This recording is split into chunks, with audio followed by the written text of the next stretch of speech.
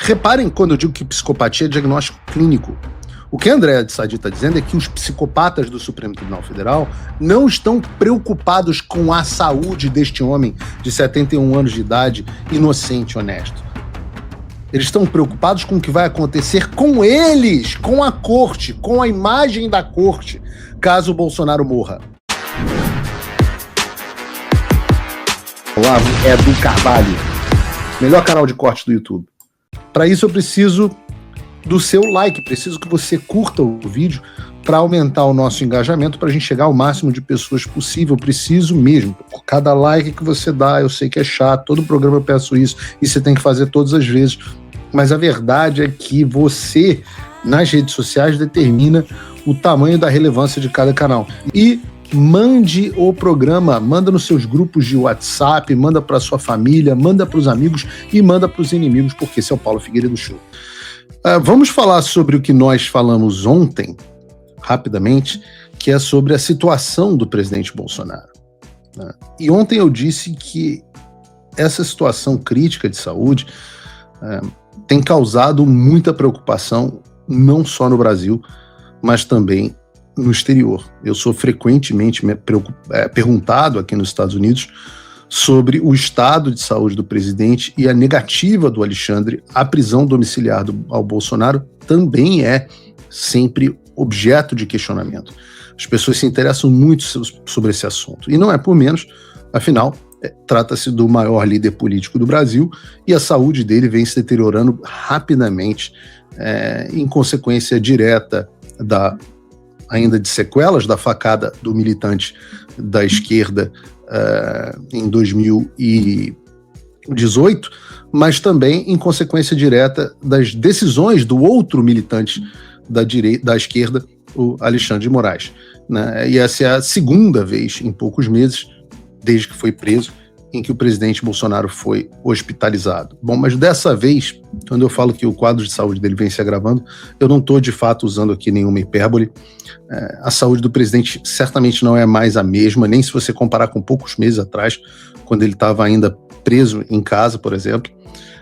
Dessa vez, essa intercorrência foi realmente bem pior do que a primeira. Dessa vez, realmente, o presidente quase morreu.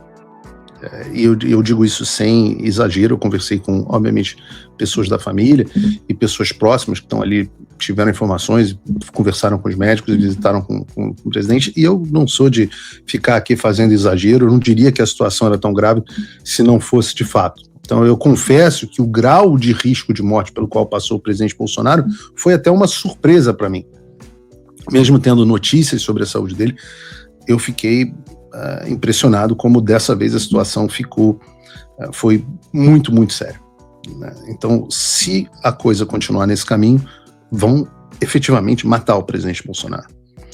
E será que isso é bom? Bom, talvez a velha mídia, que foi a grande responsável pela prisão do Bolsonaro e a propiciadora da sua prisão, incentivadora da sua prisão, ela mudou drasticamente as posições nos últimos dias. E hoje, por exemplo, 2 dos maiores jornais do Brasil publicaram editoriais pedindo a prisão domiciliar do presidente Bolsonaro. Dentre eles, o Globo, que escreveu assim: seria um gesto de sensatez e humanidade. Bom, violador de direitos humanos, difícil ter humanidade, mas seria um gesto de sensatez e humanidade do Supremo Tribunal Federal a transferência do ex-presidente Jair Bolsonaro ao regime domiciliar de prisão. Motivos de saúde não faltam para a transferência. Bolsonaro já havia sido hospitalizado em dezembro para tratar uma hérnia inguinal bilateral.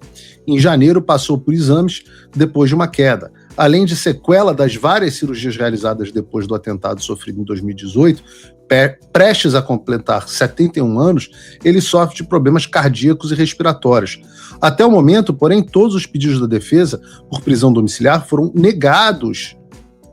Continua o editorial. Aliás, eu queria que a gente tivesse colocado o título aqui do editorial, tá, gente? Quando a gente coloque o título do editorial, a manchete, porque não o trechinho. A nova internação, continua o texto, impõe outra avaliação do STF.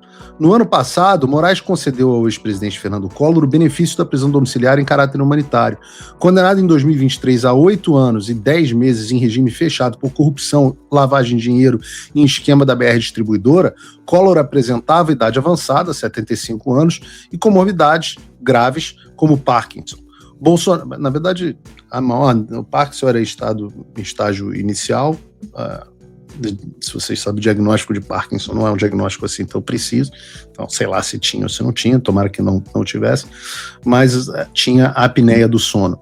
Né? O editorial do Globo continua: Bolsonaro sofre de males que lhe submetem a riscos mais urgentes. O Globo está dizendo isso, não é o Paulo Figueiredo. É adequado, além de justo, que receba o mesmo tratamento. O Estadão também publicou um editorial dizendo o seguinte: o gravíssimo estado de saúde do ex-presidente Jair Bolsonaro recolocou diante das instituições brasileiras um dever. Não tem o título também, gente? Não tem o título. Eu preciso do título dos editoriais, por favor.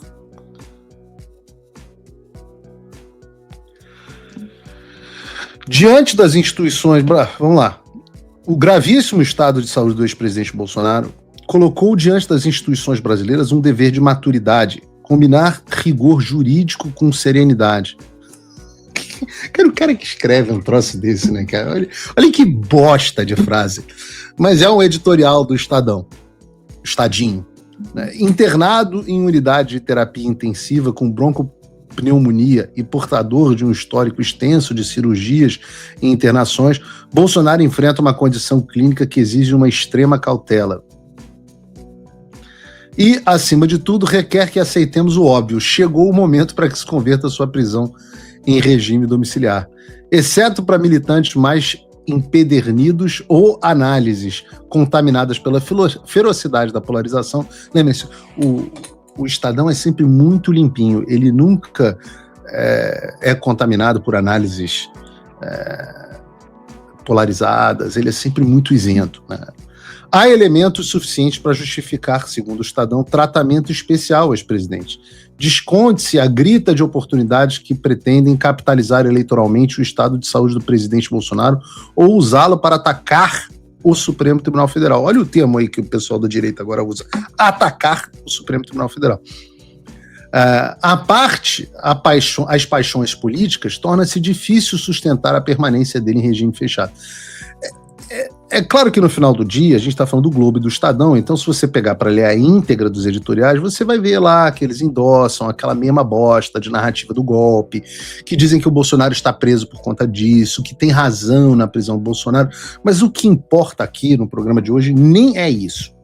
O que importa é que os dois não são os dois maiores jornais do Brasil. O Estadão é praticamente um ex-jornal em circulação. Mas dois dos mais tradicionais jornais do Brasil mudaram a sua posição editorial sobre a situação que pode muito bem levar à morte do presidente Bolsonaro. Isso é significativo, né?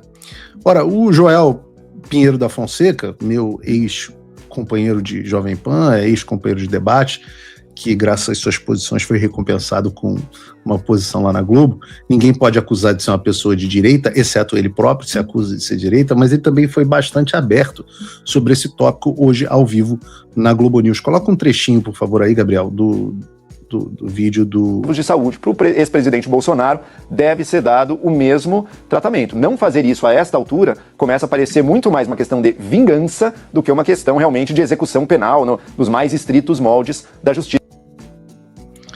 Bom, e como nós citamos no programa de ontem, a defesa do presidente Bolsonaro protocolou mais um pedido, se eu não me engano, o 6º, de mudança de regime para prisão domiciliar humanitária.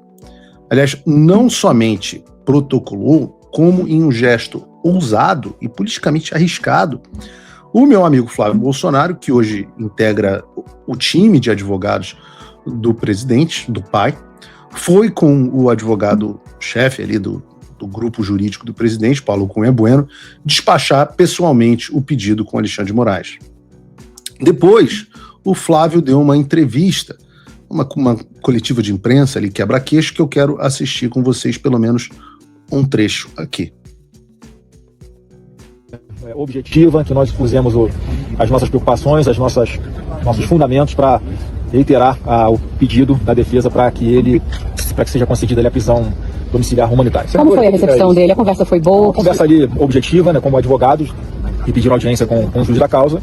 Então foi bastante ali tranquila, mas objetiva, onde nós expusemos ali as nossas razões e ele, no momento oportuno, ficou de avaliar esse novo pedido da defesa. Ele deu uma avaliação essa noite ainda, a decisão? Não deu prazo a decisão, ele tem ali o tempo que ele achar necessário, como o juiz da causa, tá? Mas não foi isso, muito simplificadamente, então preferi vir aqui e foi um pedido formal que nós fizemos de agenda, eu acredito que esteja na agenda pública dele nos próximos momentos aí, ou nos próximos dias, né? Mas eu faço questão de, com toda a transparência, vir aqui conversar com a imprensa, que vocês estão aqui cobrindo a situação de saúde do presidente Bolsonaro. Eu acho que é informação relevante que, né, nós optamos aqui por ouvir de nós mesmos, né, antes que haja alguma distorção com relação a isso. Foi simplesmente um ato ali profissional de advogados pleiteando um direito, né, do presidente Bolsonaro ao juiz da causa. Você estava como advogado, então, não como senador da República, né? Senador, foi o sexto pedido do tipo. O que leva o senhor, enquanto filho, mas também enquanto advogado, o senhor, a acreditar que dessa vez algo pode mudar para que o ministro mude essa percepção? Esse ponto que o Flávio acabou de comentar é importante. Foi muito acertada a ideia dele não deixar os rumores serem controlados pela imprensa de Flávio Bolsonaro se reúne com Alexandre de Moraes, daqui a pouco ia ter até algum doido dizendo que o Flávio Bolsonaro foi fazer um acordo com o Alexandre. Então o Flávio foi lá, se antecipou, acabou com qualquer rumor e foi simplesmente ele mesmo lá e deu a cara a tapa e falou, ative aqui mesmo no Alexandre de Moraes. Porque dessa vez está bem comprovado na nossa petição que ele chegou aqui no estado mais grave de saúde, com os pulmões comprometidos, como nunca tinha acontecido antes, em função do líquido que ele broncoaspira, em função do refluxo, o líquido que vem do seu estômago, e como está também colocado tecnicamente, do risco que o presidente Bolsonaro correu, se houvesse uma demora maior no atendimento dele, em ser trazido, né, para o hospital. Nas palavras do próprio doutor Leandro, se demorasse mais 1 ou 2 horas, tinha o risco, inclusive, de só evoluir para uma infecção generalizada. E esse risco de uma demora no atendimento, de alguém perceber que ele precisa de atendimento, ele é infinitamente amenizado se ele estiver numa domiciliar, acompanhado sempre de alguma pessoa, inclusive durante a noite. Então, acho que por essas razões, esse fato óbvio, né? É bastante forte, está bem robusto na petição, e vamos aguardar a avaliação dele. Tá bom? Obrigado. Eu perguntei como é que foi a reunião. E o que me disseram reflete isso que o Flávio falou publicamente. O clima da conversa com o Alexandre foi sereno, foi tranquilo. O Alexandre ouviu os argumentos, se portou como se fosse um juiz e houve uma conversa muito objetiva, né? Seja como for, há um risco político no Flávio se resolver se encontrar com o Alexandre de Moraes nessa altura do campeonato. Então ele teve muita coragem, certamente motivado até pela compaixão de um filho que estava vendo seu pai correndo risco real de morte, né? E houve também uma expectativa de que o Alexandre, desta vez, conceda a prisão domiciliar.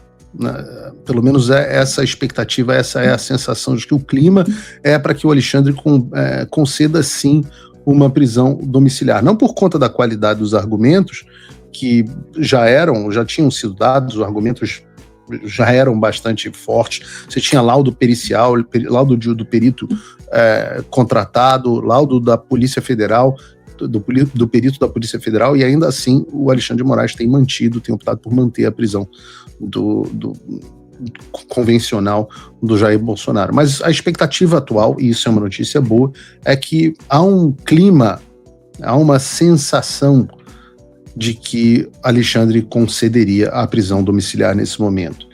A gente não tem como dizer com certeza. A gente sabe que o Alexandre é um psicopata, então não aqui estou adjetivando, é um diagnóstico clínico. Então a ideia de que ele seja sensibilizado pela dor alheia é por definição impossível. Psicopatas são incapazes disso. Porém, não é impossível que os interesses do próprio Alexandre tornem ele inclinado a conceder a prisão domiciliar do Bolsonaro. Vejam, o Alexandre está sob muita pressão. Ele não tem o grau de força que ele tinha antes. E há um consenso dentro do establishment hoje de que o Bolsonaro precisa ser mandado para a prisão. E quando eu digo aqui establishment, eu quero dizer o Globo, o Estadão, que nós lemos aqui a reportagem, né? Eu quero dizer também a contrapartida, o editorial, perdão. Eu quero dizer aqui também a contrapartida deles no sistema financeiro, que é a Faria Lima. Quero dizer também que dentro do próprio Supremo Tribunal Federal um ambiente de pessoas com um baixo grau de empatia, mas lá já há uma maioria que crê que o Bolsonaro deveria ir para a prisão domiciliar, ainda que não digam isso publicamente com o Alexandre.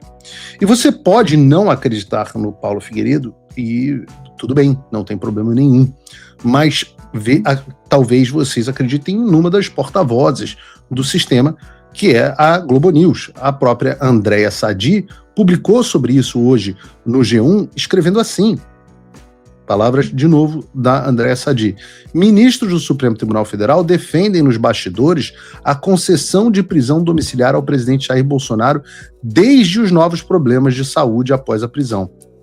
Prestem atenção nesse trecho. A avaliação, segundo relatos, diz Andréa Sadi, é de que, se a situação se agravar, pode ampliar o desgaste da corte. Se a situação se agravar, o problema é ampliar o desgaste da corte. Reparem quando eu digo que psicopatia é diagnóstico clínico. O que a Andréa Sadi está dizendo é que os psicopatas do Supremo Tribunal Federal não estão preocupados com a saúde deste homem de 71 anos de idade, inocente e honesto.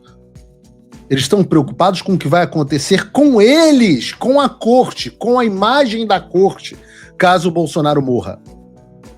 Eles estão cagando pro Bolsonaro. Eles querem que o Bolsonaro morra. Mas neste momento onde eles estão sob uma enxurrada de críticas de diversas matrizes no Brasil, eles não querem que mais essa dor de cabeça. Esse é o grau de doença, eu não diria doença mental, é uma doença espiritual que aflige a Suprema Corte do Brasil. Mas dessa forma, se o presidente Bolsonaro for para casa, mesmo que não pelas razões mais virtuosas por parte do Alexandre e do Supremo Tribunal Federal, ainda assim é uma vitória. Ainda assim é uma vitória. Eu acho que cabe a nós, o Flávio Bolsonaro fez uma vigília e talvez a vigília esteja funcionando. Deus utiliza o mal para fazer o bem, né? Deus é capaz de tudo. É capaz, inclusive, de endurecer ou de amolecer o coração de psicopatas como o Alexandre, mesmo que não pelas motivações corretas. Fala, pessoal, se você curte o meu conteúdo, saiba que ele só continua porque tem gente que apoia. E você pode fazer o mesmo com um pouco mais de $5 por mês. Simples, entre em www.paulofigueiredoshow.com/apoie e use o cupom da descrição e tá pronto. Desde já, meu obrigado.